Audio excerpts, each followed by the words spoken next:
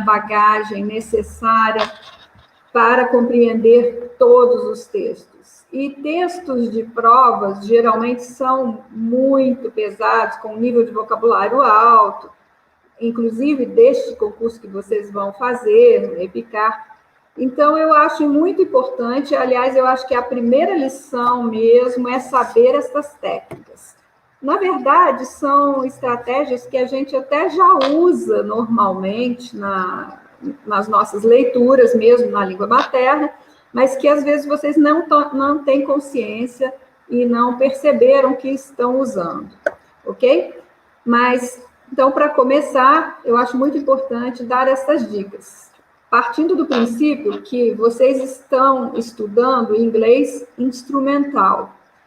Acho também bom esclarecer que o inglês para comunicação envolve o desenvolvimento das 4 habilidades, que são leitura, escrita, fala e a audição, para que haja uma comunicação plena. Mas no caso de vocês só vão precisar desenvolver 2 habilidades, ou uma e um pouco. Qual habilidade que você vai ter que ter? De ler e compreender os textos, tá? Por isso, o foco do inglês instrumental, o foco do inglês nesse nosso curso é desenvolver vocabulário, sim, instruir sobre gramática, mas, acima de tudo, treinar muita leitura, porque o mais importante que todas as provas de concurso que tenham língua inglesa hoje apresentam são interpretação de texto. Então, para interpretar o texto, você tem que conhecer vocabulário. Para conhecer o vocabulário, você tem que ler. Ah, mas eu não sei nada de inglês. Então, vamos começar com as dicas para quem diz que não sabe nada de inglês ou que conhece alguma coisinha, mas ainda não está totalmente seguro de que conhece, ok? Então, vamos lá. Estratégias de leitura em língua inglesa. A primeira coisa que eu preciso para entender o texto é tentar entender o assunto principal do texto. E aqui vai uma dica bem tranquila, que é você ter essa ideia, você leia o primeiro parágrafo, mesmo que você diga, não sei nada de inglês, leia, tente reconhecer as palavras ali. E leia o último parágrafo. Por que essa dica? E é o título também. O título é muito importante. O primeiro parágrafo, que ele geralmente, ele traz uma sentença tópico, que já traz o resumo do texto. E o último parágrafo, porque ele traz a conclusão do texto. O título também é muito importante, porque geralmente ele resume o texto, o assunto que vai ser tratado. Isso é muito importante que você faça para preparar o seu cérebro para a leitura, mesmo que você não conheça nada de inglês, ou quase nada, você deve fazer esta estratégia e pensar nisso. Espera aí, deixe-me ver. Esse título, o que ele quer dizer? Será que eu entendo alguma dessas palavras? Detalhes, o título, o primeiro parágrafo e o último parágrafo. Lendo esses 2 parágrafos, aí vocês vão ativar os conhecimentos prévios. Esta é outra estratégia, usar o seu conhecimento prévio. O que você já traz de conhecimento de mundo mesmo, da sua vida, da sua escola, tudo isso será importante. Porque, por exemplo, você vai ler um texto que no título tem a palavra hospital, que é hospital. Escreve exatamente igual ao português, só a pronúncia que é diferente, mas o nosso foco não é a pronúncia. Então, você, vendo o título, você vai pensar, epa, hospital. Você vai fazer, o seu cérebro vai ativar imediatamente, assim, o que eu lembro de hospital, o que eu sei de hospital. Aí você pode fazer uma recapitulação rápida. Hospital me lembra enfermeira, remédio, até hoje Covid, emergência, cirurgia, médico, enfermeiro, injeção, todos esses conhecimentos prévios vão ajudar, vão auxiliar a entender o texto. Mesmo que você não possa adivinhar que palavras haverão no texto, se você entender o primeiro parágrafo e o título, principalmente o título. E eu vou insistir no ponto, leiam o título, porque eu tenho visto muitos dos meus alunos, quando você entrega um texto para eles, eles já vão direto para os parágrafos, ou até para o final, tudo bem, é uma das estratégias, mas aí a gente pergunta, mas você leu o título? Não li não. Então, leia o título. É muito importante. E, como está dizendo a dica aqui, lê o primeiro e o último, para ver do que se trata aquele texto. Se for nesse exemplo que eu dei aí, o título é Hospital. Aí o primeiro parágrafo fala que os nossos hospitais estão lotados. Aí é um assunto que você já conhece, que tem sido falado, que você está ouvindo na mídia. Esse é o seu conhecimento prévio, que vai ajudar, auxiliar. Aí o seu cérebro vai ativar aquele conhecimento e você vai se preparar e vai ter muito mais chance de compreender o texto. Outra dica muito importante também, ainda, para descobrir qual é o assunto do texto, é usar o título, como eu disse, e palavras-chave. Mas eu não sei nada de inglês, eu já estou supondo, porque muita gente fala, eu não sei nada de inglês. Meu Deus, você nunca pediu comida no iFood? iFood. Você nunca pediu delivery de pizza? Você nunca comeu hambúrguer? Nem pediu um hot dog? Ou um ice cream? Você usa jeans? E você tem um cell phone? E você frequenta, você tem uma conta no Instagram? E você acha que você não sabe inglês? Você está enganado. Então, você vai procurar essas palavrinhas que você já está usando normalmente, que o português já pegou emprestado. Quantas, nós podemos listar aqui, quantas palavras a gente já pegou emprestado do inglês e estamos utilizando no português. Estas serão algumas das palavras-chave para te ajudar a entender o texto.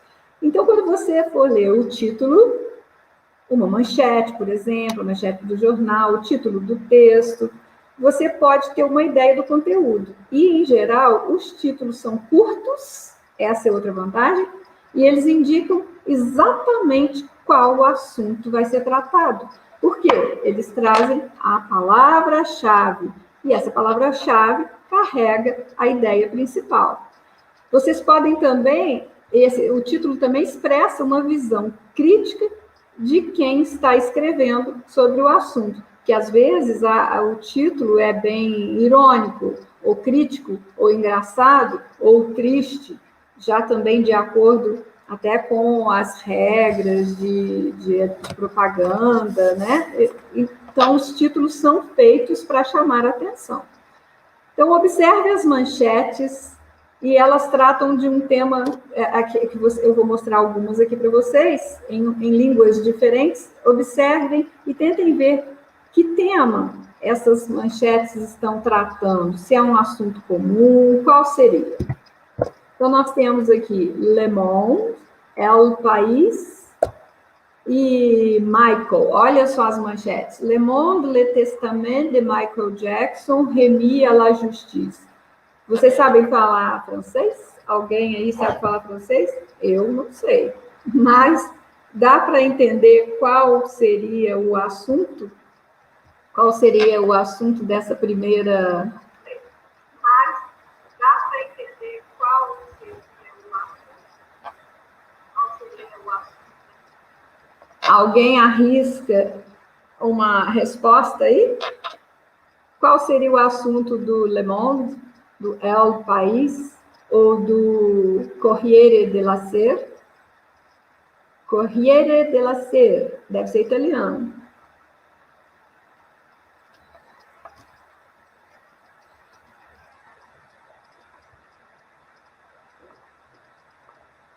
Alguém quer responder? Bom, acho que todo mundo já viu aqui, olha, palavras-chave. Michael Jackson, Michael Jackson, Michael, aqui só Michael. Testamento, testamento, testamento. Em francês, em espanhol, em italiano. Isto são palavras-chave, tá? Nome de jornal. O nome de jornal já vai remeter ao seu conhecimento prévio. Você, com certeza, já ouviu falar de alguns deles. Na televisão fala, ou na internet fala. Então, essa é a dica aqui, né? Observe as manchetes. Elas tratam de um tema comum? Sim. Qual que é o tema comum? O testamento do Michael Jackson. Aí a outra pergunta qual que é o tema? O testamento do Michael Jackson. Por isso é muito importante ler o título, as manchetes, ok? Outra dica e estratégia é o scanning. Observem aqui, vou usar o apontador, olha só, scanning. Vocês já viram essa palavra scanner, falando aportuguesado? Scanner. O que é o scanner? Não é aquela... É uma função que a impressora, ou tem até scanner de mão também, é uma função da impressora que escaneia, vai lá buscar alguma informação para imprimir, para reproduzir. Essa ideia aqui do scanning é exatamente quando você quer localizar informações específicas num texto, usamos a técnica de scanning. Imagine que os seus olhos serão como um radar para localizar algum ponto específico do texto. As perguntas que se responderão pelo scanning devem ser diretas, incluindo detalhes como datas, nomes, lugares ou ações específicas. Então, se as perguntas do texto forem assim mais diretas, vai facilitar mais ainda. Se perguntar quando que o Michael Jackson morreu, aí você vai lá no texto, já vai procurando ano, números. Isso também é uma coisa a nosso favor, né? Números, porque são escritos da mesma forma que são escritos no português, tanto no inglês quanto no francês. Então, procurem se apoiar nestas palavras-chave, nos números, nas palavras que são parecidas com o português. E acreditem, o inglês tem 50% das palavras vindas do latim. O latim é a nossa língua materna. Então, significa que você tem... O português também veio do latim. Significa que você tem 50% de chance de entender um texto em inglês. 50%. Já é alguma coisa. Aliás, é uma boa parcela. Então, usando o scanning também, você vai conseguir compreender e buscar informações. Então, lembre, imagina que os seus olhos são como um radar que vai localizar informações específicas ali naquele texto, ok? Apoiando-se nas palavras-chave, nas palavras parecidas com o português e outras dicas que nós vamos ver aqui. Por exemplo, aqui isso aqui são tickets de cinema, tá? É fácil de você conseguir achar as informações solicitadas, porque, primeiro, quando se indica uma data, usam-se geralmente barras ou traços. Então, data, você vai achar, se as perguntas forem que data que vão ser os filmes, e qual é o nome do filme, qual o valor do ingresso, e se quiser ir detalhando mais ainda, qual o endereço do cinema. Aqui talvez não tenha, mas qual a classificação, qual a moeda, mas basicamente você vai conseguir ver muito facilmente a data, porque as datas geralmente são escritas com barras, ok? Então, aqui, ó, 24/5/2002, 4/2/2009. Qual o horário? Outra coisa também. Separar mês e dia, tá. Empregam-se 2 pontos entre hora cheia e seus minutos. Então, ó, 18 e 20. E a outra ali, 20 horas. E terceiro, para indicar o preço, utiliza-se cifrão ou outro que indicar a moeda. No caso aqui, ó, em Libra. Esse símbolo aqui é de Libra, mas tem o pontinho aqui também, 3,50 libras. E aqui também 3,50, mas esse aqui não tem a cifra, mas dá para você ver que é valor. O dia da semana também, olha, ainda dá para encontrar aqui. Isso é para você ver como é que a sua estratégia de scanning pode funcionar muito bem, rapidamente. E isso é treino também. Quanto mais você repetir esse exercício, mais ágil seus olhos vão ficar, mais ágil seu cérebro vai ficar para compreender e buscar informações. Prediction é a previsão. Essa é outra dica.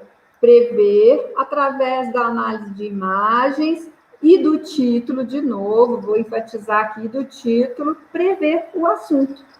Antes de ler um texto, é possível prever o assunto por meio da análise de imagens, quando elas estão presentes, mas fotos, ilustrações, gráficos que a acompanham. Outra coisa muito importante também, que vocês devem observar, é o gênero textual. E isso também é igual na língua portuguesa. Existem diferentes gêneros textuais. Existem textos literários, textos acadêmicos, textos publicitários, existem gráficos, tabelas, cartas, e-mail, que é a carta eletrônica, anúncio, post de Instagram tem um modelo e um layout específico. Então, é também muito importante você observar o gênero textual, o layout, porque pelo formato também você consegue ver que é um texto acadêmico, que é uma carta, que é um livro, que é uma poesia, que é uma propaganda. Tudo isso são fatores que ajudam, todos estes são fatores que ajudam na compreensão de um texto em língua estrangeira, para quem não conhece muitas palavras em inglês, ou não conhece muito. Toda a informação visual da página, inclusive o layout, como eu falei, é útil para antever o que o texto vai abordar ou entender o contexto geral. Observe, então, agora a imagem a seguir e responda as perguntas. Olha a imagem.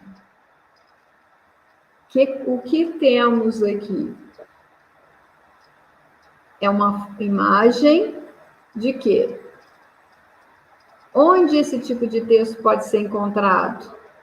Quais elementos na imagem indicam isso, para ver onde que ele pode ser encontrado?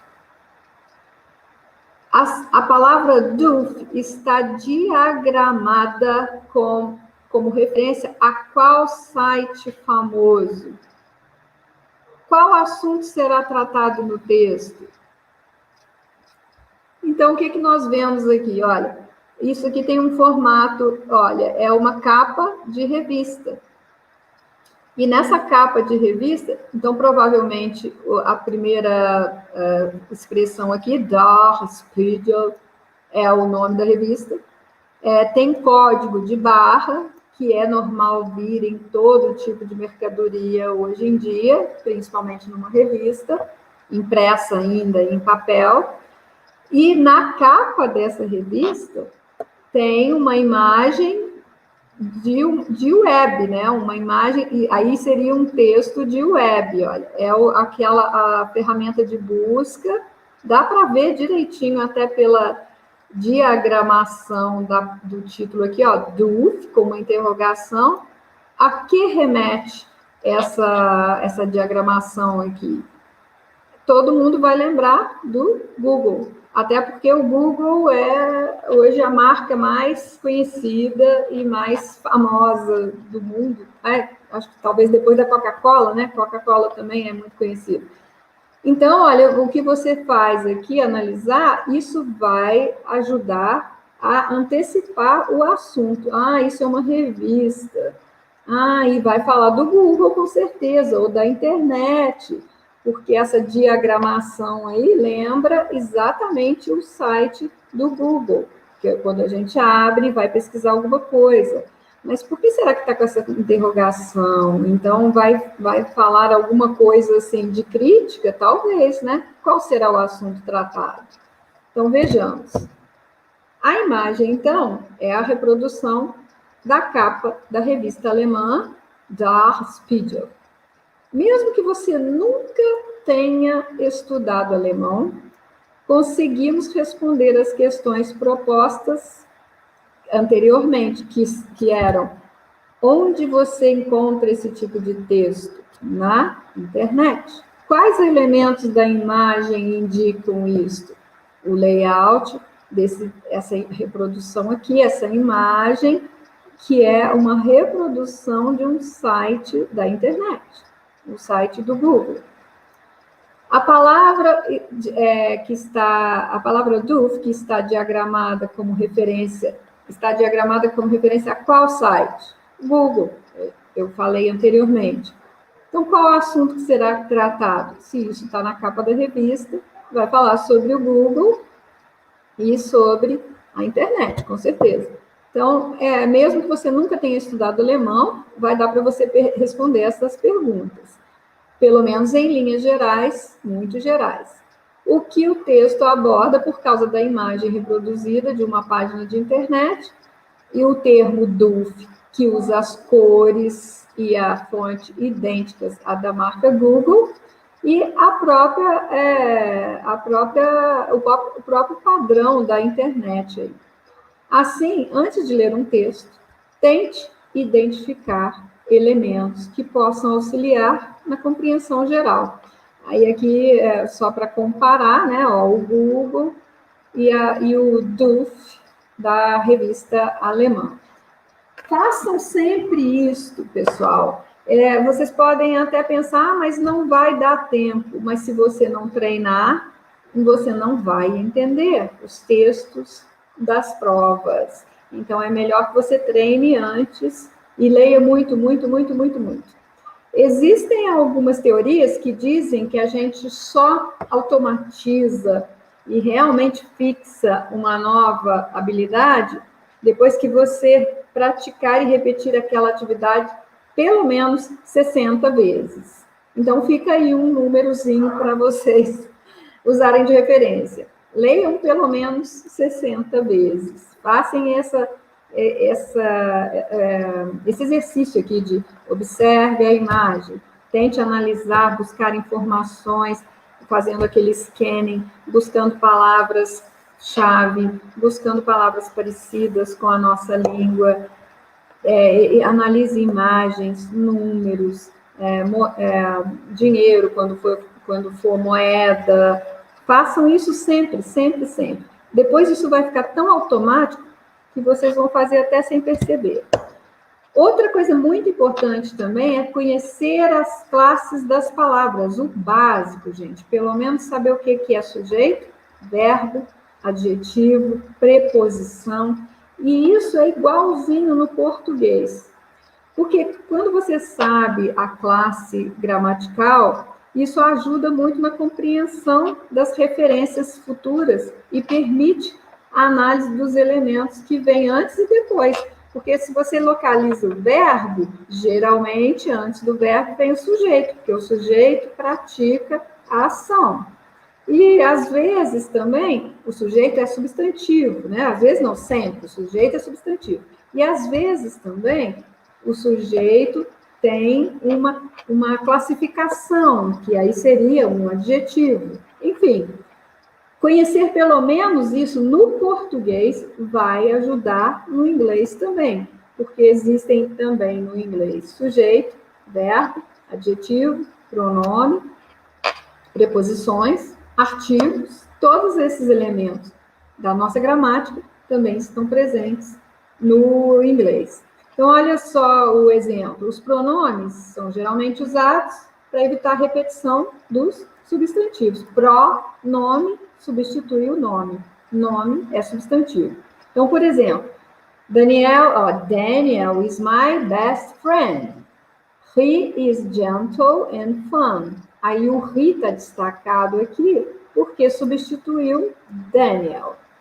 Daniel é um substantivo próprio e pode ser substituído pelo pronome ele. E aí, em seguida, vem o verbo, he is. Gentle é gentil. Lembra o português, se você tirar aqui, depois do T, colocar o I e o L, gentil. Ele é gentil. Gentil é uma qualidade, então é um adjetivo. É gentil e fun, divertido. O pronome he está substituindo o substantivo Daniel para que não haja repetição. E aí tem um exemplo aqui, olha, dos pronomes. I, you, he, she, it, we, you, they, que vocês já conhecem, já estão cansados de ouvir. De novo, insistindo no ponto, procurar identificar os elementos essenciais da oração. O que é? Sujeito e verbo. Até porque, em inglês, nunca haverá frase sem sujeito. Nunca. Podem guardar isso.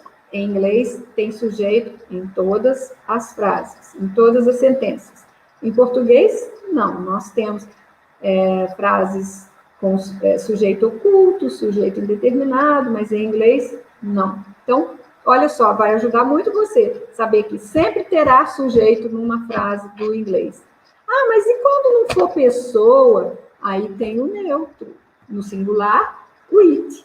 Então, vai ter it ou they, mas vai ter sempre sujeito. Pode-se dizer que o pensamento em inglês se estrutura a partir do sujeito, porque, como eu disse, sempre haverá sujeito em todas as frases.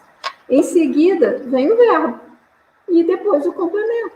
E os adjuntos, adverbiais, etc, etc. Mas aí já é perfumaria. O mais importante, você descobrir o sujeito e o verbo, você já compreende, assim, mais da metade da frase. Aí, uns exemplos aqui. Paul is my friend, aqui, ó, sujeito, verbo, e o complemento, o resto aí.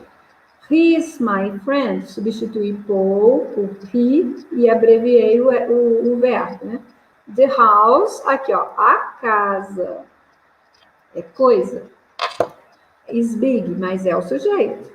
Se eu quiser substituir the house, eu vou usar it. It is big. Quando a palavra que conhecemos estiver antes de um substantivo e pudermos inferir que ela está trazendo informação a respeito daquele substantivo, muito provavelmente essa palavra será um adjetivo, como eu mostrei anteriormente aqui, ó. Daniel is my best friend. He is gentle and fun. Ele é gentil e divertido. Por exemplo, I did not like, ou I didn't like, that long lecture. Está em vermelho aqui, long lecture. Lecture é palestra. Long é longa. Então, longa palestra. Eu não gostei daquela palestra longa. Eu vou até acelerar aqui para vocês também não ficarem cansados de uma palestra longa, ok? It was boring. Foi chato. Temos aqui o substantivo lecture e a palavra que vem antes e descreve a lecture é long. Isso, long é o adjetivo. Lembrando que no inglês, o adjetivo virá antes do substantivo. Tem gente que acha que em inglês é tudo ao contrário. Não. Só essa questão aí do substantivo. O adjetivo virá antes do substantivo. Mas é adjetivo do mesmo jeito e ele classifica do mesmo jeito o substantivo. E long, então, é um adjetivo, e por causa da frase seguinte, it was boring, ao it aqui, se referindo à palestra. Porque palestra é coisa, e é Então, precisa de um sujeito. Ou seja, a palestra, foi chata. Podemos observar que tem uma conotação negativa. Os substantivos também podem ganhar conotação positiva se eles fazem uso dos sufixos e prefixos. Isso também é outra parte do estudo de inglês, como inglês instrumental, que ajuda demais. Se você conhecer os sufixos e os prefixos, a sua compreensão aumenta. E outra dica boa, os sufixos e prefixos do inglês vieram do latim e do grego, que também são, vários deles são sufixos e prefixos da língua portuguesa. Então, olha aqui um exemplo. O sufixo less, por exemplo, significa menos ou sem, pode ser adicionado à palavra use. Aí você criou uma palavra, useless. Use é usar.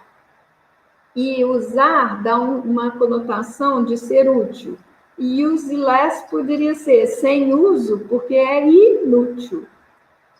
E o prefixo this, adicionado a agree é concordar, e o this é igual no português, discordar, por exemplo. Nós temos o this, é com mas é o mesmo prefixo que veio do latim ou do grego. Então, você formou a palavra disagree, que é discordar, ok? Então, sufixos e prefixos também são dicas muito importantes. E outra coisa, o conhecimento prévio, que lá no início, no primeiro slide, a gente falou, tá? A informação que você já possui a respeito de um determinado assunto pode ajudá-lo a compreender melhor o texto. Se você gosta de culinária, por exemplo, ficará mais fácil entender uma receita, pois, mesmo que ela esteja em inglês, porque elas sempre apresentam aquelas mesmas características, aquele layout, né? Tem ingrediente, modo de preparo, tempo de preparo, quantidade de rendimento, quantas porções. Então, você vai reconhecer uma receita em inglês, em alemão, em francês, com facilidade. E até com boa sorte vai reconhecer até os ingredientes também que estão lá. Por isso, o seu conhecimento prévio, quanto mais conhecimento prévio de vários assuntos você tiver, mais fácil será de você compreender os textos, ok? Se você gosta de tecnologia, a mesma coisa. E isso vocês já estão completamente ambientados e antenados, porque vocês são digital natives. Vocês já são, vocês nasceram, são nativos da era tecnológica.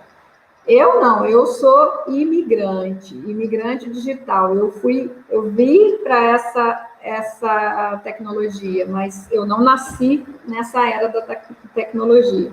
Mas se vocês como digital native, vocês com certeza gostam de tecnologia e muitas das palavras também serão facilmente reconhecidas, já que a linguagem técnica não difere tanto de um idioma para outro. Inclusive, como eu disse, aqui é o exemplo, delete. A gente já está usando isso como se fosse da nossa língua. Eu deletei. A gente aportuguesou, a gente conjugou o verbo deletar, que nem existe. Deletar, no inglês, não, é delete. E a conjugação em inglês é bem mais simples do que no português. Então, é muito fácil para vocês que são digital native reconhecerem palavras técnicas da internet, tecnologia. Então, o exemplo de vou deletar os arquivos que não uso mais.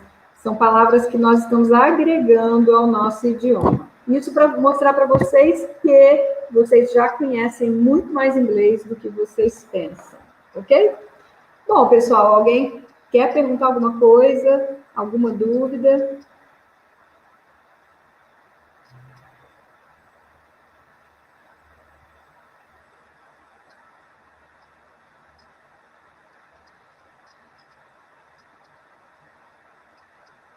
Ok, obrigada, João.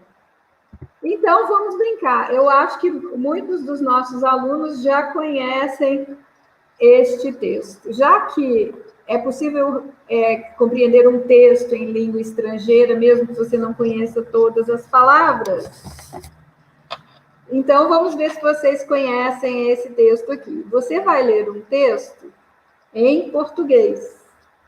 Use os facilitadores e essas estratégias, experimentar uma palavra, tentar saber, ler o título, analisar as palavras que estão parecidas com as que você já conhece e tente encontrar palavras adequadas para substituir pelas palavras estranhas que você encontrar nesse texto, no texto abaixo.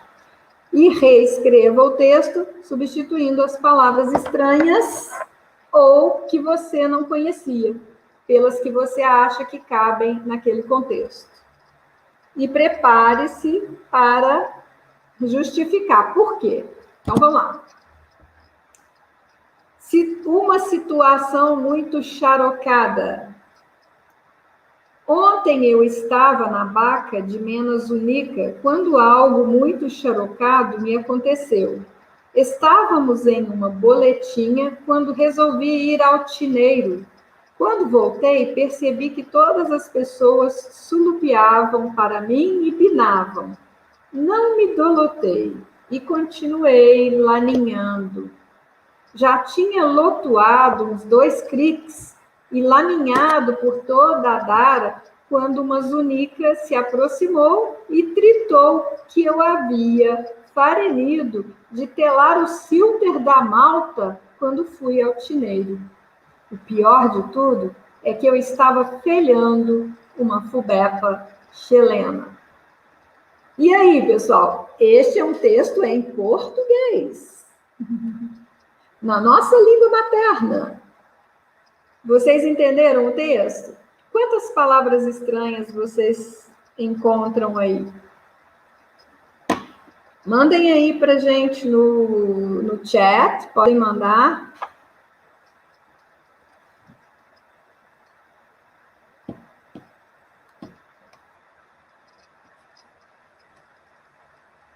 Os nossos alunos que já fizeram esse texto já sabem, né? Mas vamos deixar o pessoal... Não é, João Carlos?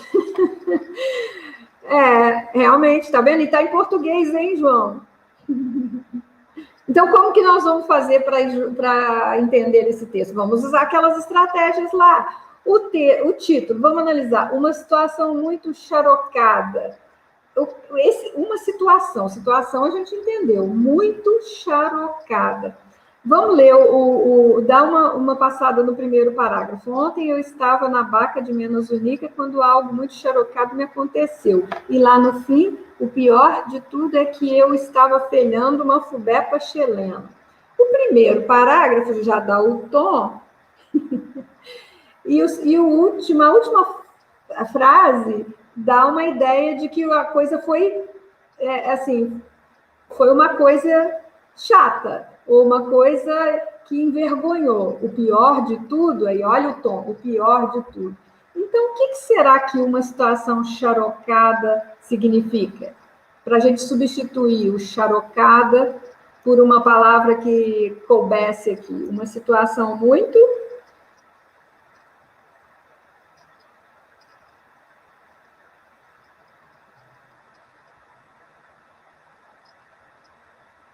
Alguém arrisque aí uma palavrinha.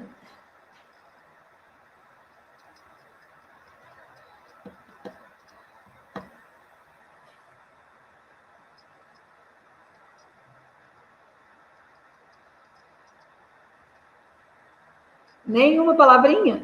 Vamos colocar, então, uma situação muito constrangedora. A julgar... Ok, a julgar pelo final do texto que diz, o pior de tudo é que...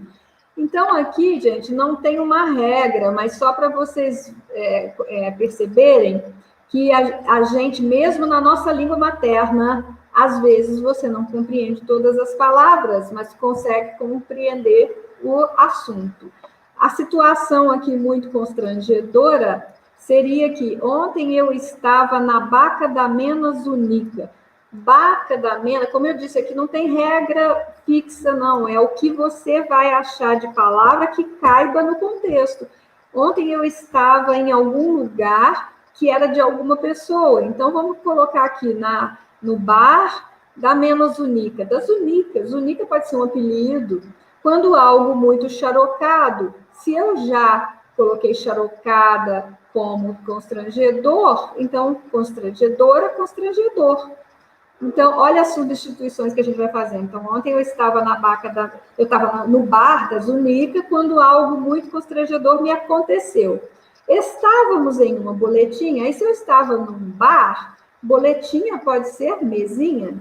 Quando eu resolvi ir ao tineiro, e tineiro aqui, como a terminação eiro, vai te lembrar, você estava num bar, numa mesinha, tomando cerveja, naturalmente dá vontade de ir ao banheiro. Olha o conhecimento prévio ajudando.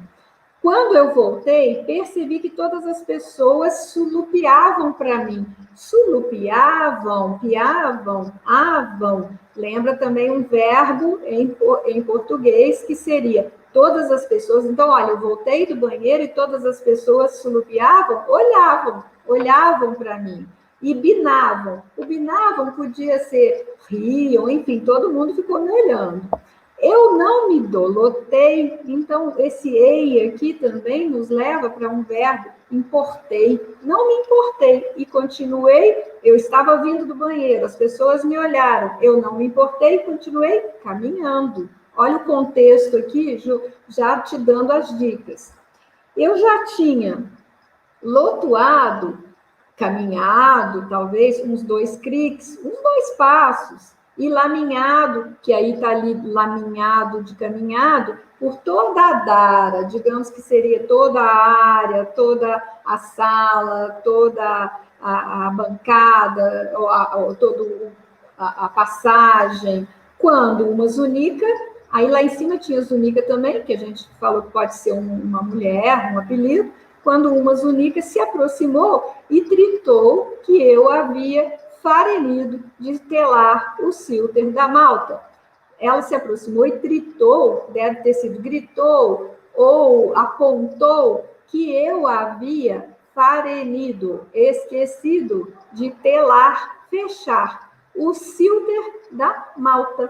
O que te leva a crer? Você foi ao banheiro, você saiu do banheiro, as pessoas te olharam, ou riram de você. Você não se importou e continuou caminhando. Vem uma pessoa e te fala, oh, você esqueceu de fechar o zíper da calça quando tinha ido ao tineiro. Aí o finalzinho aqui que deu ao tom da situação constrangedora, mas não vai fazer diferença, porque aqui você já entendeu o texto todo. O pior de tudo é que eu estava felhando uma fubepa chilena. Então, esse texto é para mostrar para vocês que existem estratégias que a gente desenvolve espontaneamente quando você tenta compreender algum texto, mesmo que ele esteja em língua estrangeira. Lógico que usando essas estratégias. Observar o título é muito importante, se houver imagens, procurar palavras que já sejam parecidas com a do português, como essas aqui, que são do português, são gírias e regionalismos do norte e nordeste do país, que a gente às vezes não conhece aqui no sudeste, mas você tenta substituir, ó, boletinha, se era um bar, então você mesinha, tineiro, banheiro, ok? Então, estas estratégias que você tem que ir utilizando para entender os textos. E no mais, outros tipos de informações, como esse texto aqui prevê, este texto está em dinamarquês. Como eu não sei nada de dinamarquês, o que eu vou fazer? Eu fazer o scanning, passar meu scanner aqui, né? Aí eu vi que tem números, tem umas abreviaturas aqui que eu reconheço, tem uma palavra parecida com o inglês, aí tem, olha, que horas também, a gente já viu lá atrás que horas podem ser escritas assim, e tem um DKK aqui parecendo dinheiro, então tá, e tem um 18 aqui. Então, através destes números, nós vamos poder responder essas perguntas. Que tipo de texto é esse? Cassino, essa palavra é idêntica ao português, né? Cassino ao borde, deve ser o nome do cassino. E tem uma imagem aqui, tem de quê? De cassino, então tá, é um cassino. Então, esse texto é uma propaganda de cassino. E qual foi o objetivo dele? É fazer propaganda para pessoas que gostam de frequentar cassino. No Brasil é proibido, mas na Argentina é permitido. Às vezes, os donos dos cassinos querem atrair clientes ou turistas. Então, é um texto, o objetivo dele é atrair clientes, turistas, pessoas que gostem e possam frequentar. Que tipo de pessoas seriam atraídas? Eu já respondi na segunda ali, pessoas que gostam de frequentar cassino, que gostam de jogar e que podem jogar. E onde poderíamos encontrar esse texto? Em jornais, em revistas, na internet, em panfletos. E aí tem algumas outras perguntas que seriam: qual é o horário de funcionamento? De 20 às 4 da madrugada. Qual é o telefone do cassino? Aqui, ó, TFL 9810 15 50. Qual é o valor da entrada? 50 moeda da Dinamarca. E qual é a idade permitida? Não, é proibida, com certeza, para menor, que under, que está lembrando em inglês, under 18, 18 anos. Mas a idade, então, seria acima de 18 anos, ou é proibido para menores de 18 anos. Ok, pessoal, então, muito obrigada por terem vindo, mas eu ainda estou aqui. Mais alguma pergunta?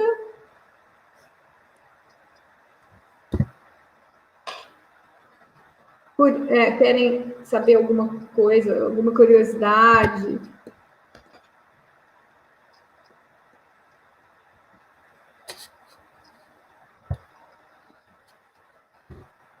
Alguma dúvida de inglês? Muita gente fala, nossa, eu nunca entendi aquele pronome it, ou qualquer coisa assim que vocês queiram perguntar. Ok, então, foi bom revê-los. Até a próxima, então, pessoal. Muito obrigado, Vânia. Obrigada. Eu que agradeço, Vinícius. Obrigada.